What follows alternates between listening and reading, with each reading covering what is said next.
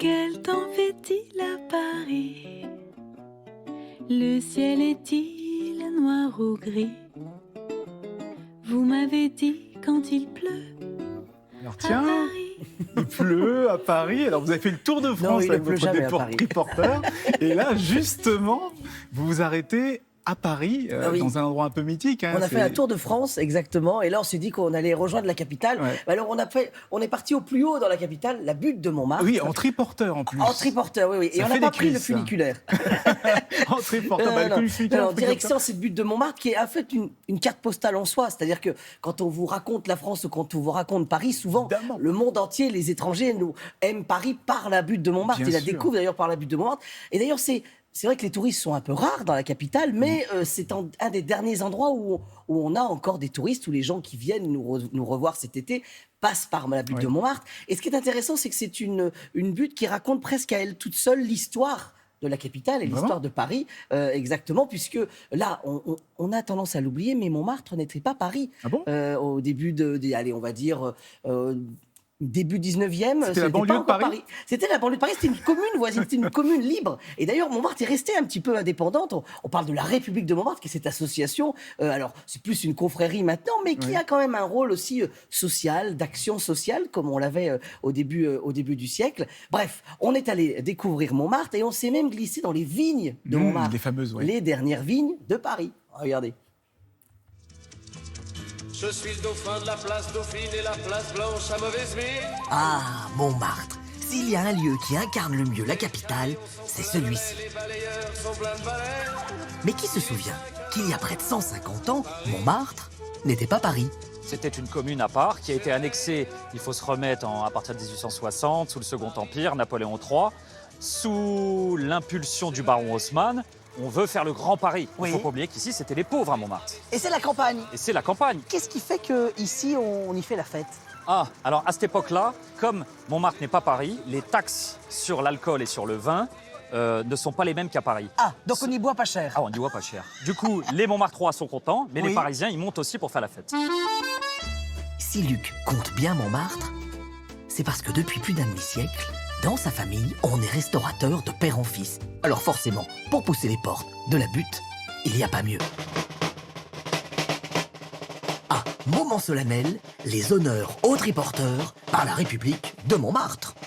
L'histoire de ces vignes, c'est d'abord l'histoire de la République de Montmartre. La République de Montmartre, elle a maintenant 100 ans. Et là, il y avait un projet immobilier. Et Montmartre se construit, on casse tout. Et là, il y a une volonté finalement du peuple de Montmartre. Du peuple de Montmartre qui s'y oppose. Et ça devient un terrain vague. Et là, Francisque Poulbeau et la République de Montmartre, notamment, prennent une initiative un peu clandestine, c'est de créer un square en faveur des enfants. Après, en 1933, la vigne est plantée. Et en 1934, il y a les premières vendanges. Il y a quand même une idée, presque depuis un siècle, c'est de garder cette action sociale avec les vignes en fait. Tous les bénéfices qui sont faits avec la vente du vin sont réservés aux actions sociales de Montmartre et du 18e. Ah oui, donc ce qui veut dire qu'en fait, il y a quand même encore des vendanges aujourd'hui en fait, c'est ça hein? Il y a tous les ans des vendanges, et même l'année dernière, il y a eu des vendanges. Luc, le meilleur vin de France? Peut-être pas peut-être pas le meilleur vin de France, mais sûrement le meilleur vin de Paris. Emmenez-moi au bout de la terre, emmenez-moi au pays des merveilles. Il me semble que la misère, c'est moins pénible au soleil.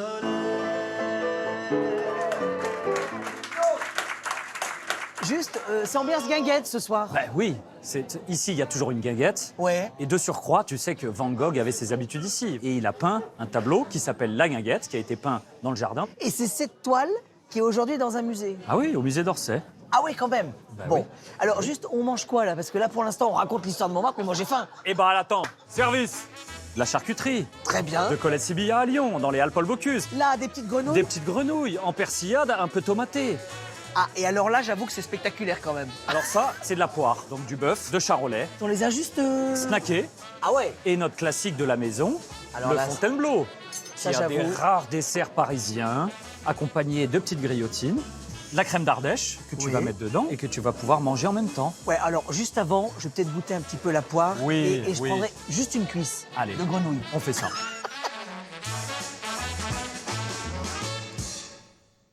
Alors Loïc, moi je suis surpris parce que pour moi à Montmartre, il n'y avait que des attrape-touristes et on mangeait mal. Et vous me dites qu'on Alors, mange bien.